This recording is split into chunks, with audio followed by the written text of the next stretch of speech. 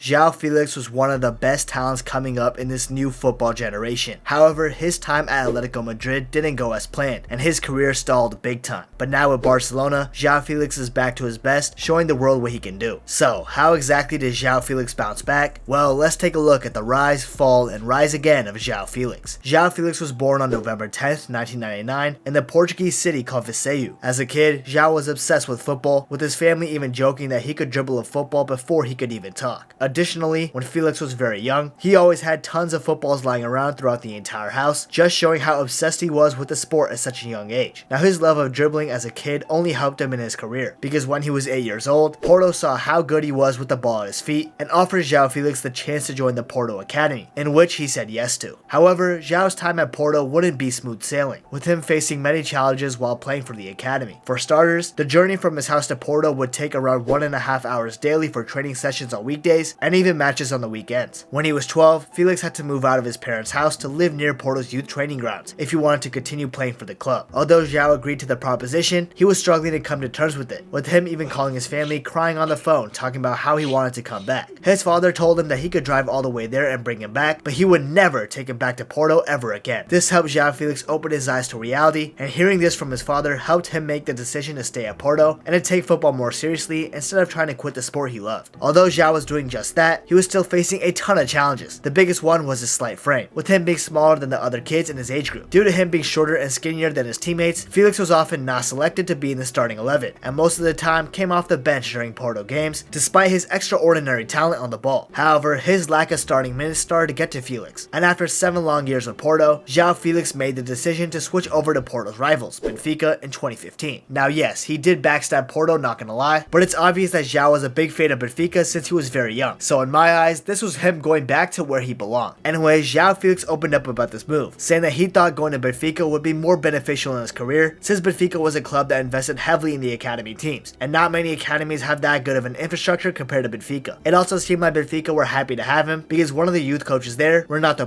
couldn't believe that Benfica got so lucky with a super talent like Joao Felix, with him even saying after Felix's first training session that he couldn't believe how Porto would just let him go like that. Paiva, the youth coach, even went as far as to say that Felix's talent was so out of the ordinary, and it was easy to see that. It also felt like he discovered a diamond after carelessly being tossed aside by his previous owner. Now moving on to Joao's time with the Benfica youth team, he excelled. With both the youth academy and the Benfica B team, Felix was beginning to attract European interest throughout the continent thanks to his amazing finishing capabilities and perfect dribbling skills. Not only that, his short frame that bothered FC Porto wasn't an issue anymore, with Joao Felix receiving a late growth spurt that helped him reach almost 6 foot, while I'm still stuck at 5'9". Oh man, I'm 21 years old and I'm still waiting for that second growth spurt. Anyways, Joao was impressing so much with the Benfica B team that the senior team essentially had no choice but to promote him to the A team, and Joao didn't pitch was because he was barely on it, with him not getting enough game time to show off his talent. However, in the beginning of 2019, Rui Vitória was sacked, and new head coach Bruno Lage took over, and with Bruno Lage as the coach is when Joao Felix really started to cook. Lage completely switched out the formation, and now with his new 4-4-2 look, Joao Felix played more as a second striker, forming a partnership with the real number 9 up top, Seferovic. With this new duo, Portuguese fans were taken aback by how good this new partnership was, and how good Joao Felix actually was with not only his dribbling, but also his pinpoint accuracy at passing and finishing. Joao Felix would continue to score goals and get assists throughout the campaign, but he really made Europe notice him in the Europa League quarterfinal clash against Eintracht Frankfurt, where Felix would score a hat-trick in a 4-2 win over the German club in the first leg. With Joao Felix's 3 goals, he became the youngest ever player to score a hat-trick in the Europa League at just 19 years and 152 days old. Joao Felix would then go on and finish the season with a total of 20 goals and 11 assists in 43 games, with his last goal happening on the final day against Santa Clara, helping Benfica seal the league trophy in a historic comeback in the title race. With Felix being an integral part in Benfica winning the league, he eventually went on to win the Primeira Liga's Best Young Player of the Year award and also the Golden Boy award in 2019. Additionally, Joao Felix scored 15 out of his 20 goals in the Primeira Liga, helping him finish joint 4th overall in the goal scoring charts this season. And across Europe's 7 best leagues, he was ranked 2nd among teenagers for goals and assists, only behind Kai Havertz and Jadon Sancho respectively. It's funny because currently, in present day, those two players aren't having it easy either with their careers. Anyways, this was Joao Felix's first season at Benfica, and Benfica fans thought that they would have at least a couple more years of Felix performing at their club. However, Europe's biggest clubs were all taking notice of him, including the likes of Manchester City, Barcelona, Juventus, and especially Manchester United, and it seemed like Joao Felix's high release clause couldn't stop him from leaving, and it didn't. That's because surprisingly, Atletico Madrid were the ones to break the bank for Felix, and Joao eventually signed a 7-year contract with the Spanish club for a transfer fee of 126 million euros, the 4th highest transfer fee fee ever paid in football at the time, and also the second highest fee paid for a teenager, only after killing Mbappe. You see, Atletico Madrid recently lost Griezmann to Barcelona at the time, and they needed a superstar up top that could potentially replace Griezmann's outputs. Hence, with Atletico seeing Felix as the perfect replacement, they broke the bank just for him, and even gave him Griezmann's number 7 jersey. This is also pretty much the start of Joao Felix's fall in his career. Now, the reason why I put fall in quotes was because Felix's season wasn't even bad in all honesty. Real quick before we get to that though, please remember to subscribe to the channel. I would really appreciate it and it means a lot, so thank you. And also, if you guys can, follow my Twitter and Instagram, both at Nabhuto, if you just want to hear my thoughts on football games, transfers, and overall, just to get to know me more. So if you want to, feel free to hit me up with that follow. Thank you. Anyways, in the 36 games he played for Atleti in the 1920 season, Felix managed to bag 9 goals and 3 assists. Obviously, these aren't world-class stats, and definitely not stats for someone you paid 126 million euros for, but that's not Joao Felix's fault. The transfer fee being used in Joao Felix's relatively poor time with Atleti is pretty unfair to him, considering that it's not his fault that Benfica and Atletico Madrid reached an agreement on that number. He had no part in the transfer negotiations for that transfer fee, so it's pretty hard to judge him on that. Also, Felix has some pretty memorable moments in this campaign as well, like becoming the youngest goal scorer in the Champions League for Atletico Madrid at just 19 years old, and even helping set up Marcus Llorente in the iconic Champions League round 16 win over Liverpool at Anfield. Thanks, Adrian, you ruined a perfect season for us. Back to topic, it would be disingenuous of me to say that Joao Felix's first season at Atletico Madrid didn't come with problems. It was already pretty clear from the get-go that Felix was having difficulties in adapting to Diego Simeone's playstyle, specifically in the fact that he was expected to press their opponents frequently when playing off the ball, which isn't really a strength of Joao Felix at all. This is also why the move to Atletico Madrid was a terrible decision in hindsight, but we'll get to that. Overall though, in Felix's first season for the Spanish club, he failed to live up to that unfair price tag, and was named by the newspaper outlet Marca as one of the most disappointing transfers of the season. However, the 2021 season was overall better for Joao Felix, but more importantly, it was great for Atletico Madrid. Joao Felix got his season best, getting 10 goals and 6 assists in 40 games in the 2021 campaign. The same goal contribution stats that he'll get in the following season as well, with him bagging 10 goals and 6 assists in 35 games in the 21-22 campaign. I'm getting a little too ahead of myself though, so let's go back to the 2021 season. With Joao Felix not working out as much under Simeone, Atletico Madrid decided to sign Luis Suarez, who just had a follow with Barcelona's hierarchy. Now, Suarez was a great signing. With him being more of a traditional number 9, he was able to help Atletico Madrid a lot in this campaign by getting 21 goals. However, this would come at a cost for Felix, who although had his best season for Atleti, he would lose his starting spot to the likes of Luis Suarez, and others as well, like Thomas Lemar and Yannick Carrasco, leading him to only play substitute minutes for the last few games of the season. However, his 7 goals and 6 assists in La Liga did play a role in helping Atletico Madrid achieve the impossible, winning the La Liga title after 7 years, at a time where Real Madrid and Barcelona dominated the league. This would be a historic achievement for Felix, with him forever cementing his place in Atletico Madrid history, but he wouldn't be the face of it, with other players having more of an integral role in helping Atletico Madrid accomplish this task. Let's now skip over to the 22-23 season, since I already briefly mentioned the 21-22 campaign, where nothing significant or different happened for Joao Felix, apart from the fact that it was an injury-ready-kill campaign, but he still managed to win the Atletico Madrid Player of the Season award. Apart from that, it was an ordinary Atletico Madrid season, with no silverware won, but they qualified for the Champions League like they expected. Moving on to the 22-23 season, Joao Felix struggled tremendously, especially in the first half of the campaign while he was still with the Spanish club. In the 14 games he took a part in, he only got 4 goals and 3 assists, with his first goal in that season only coming 2 days before Halloween, 2.5 months after the La Liga campaign already started. Clearly, Joao Felix's time at Atletico Madrid was coming to an end, with Felix definitely not enjoying his football, and him for sure falling out in favor with Diego Simeone. Although both of them have publicly come out numerous times before and said that their relationship is good, the actions of Joao Felix in particular show that this probably isn't the case. When Joao Felix bagged his first 2 goals of the season in the game against Cadiz, he made a shush signal towards the Atletico Madrid bench. Many speculated that this was towards Simeone, but Joao Felix came out publicly and shut it down. However, is Felix just trying to save face? I'm not sure. Then, throughout the many games of the season, Joao Felix was continuously starting off the bench, or whenever he started, he would come off around the 60th minute for Griezmann, due to Griezmann's complex Barcelona contract that wouldn't let him start the games. This would piss off Joao Felix, and made it look like he wasn't enjoying his time at Atletico Madrid anymore. And like I said already, he definitely wasn't. So with this speculated broken relationship with his manager, and also with him not having fun on the pitch anymore, he was looking for a move away in January. The problem is, Atletico Madrid would refuse to let him go permanently unless a very big offer came that would regain a reasonable amount of the 126 million euros that they spent on him. They wanted to recoup as much of the money as possible. However, no club is going to pay that amount for Felix, especially with his underwhelming spell with Atletico Madrid. Therefore, only a loan was possible, and a club eventually pounced on this opportunity, and that was Chelsea, who offered him a 6-month loan deal for 11 million euros with no option to buy. Chelsea was going through a massive rebuild at the time, with them signing young talented players, with Joao Felix absolutely fitting the profile. Sadly, things didn't really go Felix's way with his time at Chelsea. Now, don't get me wrong, he did pretty decently, with him bagging 4 goals in the 16 Premier League games he took a part in. However, However, his start in the Premier League was awful, because in the very first game of Joao Felix in the Chelsea shirt, he made a bad tackle and got sent off with a straight red card. What a debut for Joao Felix, huh? Anyways, on a more serious note, Joao Felix was actually one of the bright spots for this terrible Chelsea team. Yeah, Chelsea were horrendous, with them finishing off the Premier League season in a measly 12th place. Crazy how they went from winning the Champions League a couple seasons prior to finishing at the bottom half of the table. Now, Joao Felix showed promising flashes, and maybe under Pochettino's guidance, he could be cooking for Chelsea right now. However, Chelsea decided to go against negotiating with Atletico to permanently sign him. Why? Well, Chelsea signed a couple other attackers instead, with Nkuku coming in from RB Leipzig and Nicholas Jackson coming in from Villarreal. With these two attackers, and Mudryk already signed in January, Chelsea needed to rebuild in the other positions. Therefore, the decision was made by the Chelsea hierarchy to move on from Joao Felix, which meant that he was stuck with Atletico Madrid for preseason. And in preseason was when the drama between Joao Felix and Atletico Madrid escalated. Almost immediately, Joao Felix had a very intense exchange with the Atletico Madrid sporting director, Andrea Berta, in his first training session back with Atletico Madrid, and because of this, he was then forced to train with the reserves. So with Joao not even training with the main team, and having alleged beef with the sporting director and the manager, it was crystal clear that he was trying to force his way out. Initially though, it didn't seem like it was possible, with Atletico Madrid not wanting to sell Joao Felix unless the transfer fee was massive. Like I said, nobody was going to pay that large of an amount for Joao Felix, since his career has been at an all-time low in the past couple of years. However, hope finally came, and it was all thanks to Joao Felix's agent Jorge Mendes, and of course, Mr. Transfer Window himself, Fabrizio Romano. So basically what happened was, Fabrizio dropped an exclusive, and it stated that Joao Felix's dream move was to play for Barcelona, and that Barca was always his dream as a kid. Funny, because Barcelona were interested in Felix a few years ago, but instead he went to Atletico Madrid, a direct rival. Clearly, Joao's agent, Jorge Mendes, gave Fabrizio an exclusive to tip the people off, and he definitely had Laporta's permission to do so. Jorge Mendes, I owe you an apology. I wasn't familiar with your game. I owe you an apology. I wasn't really familiar with your game.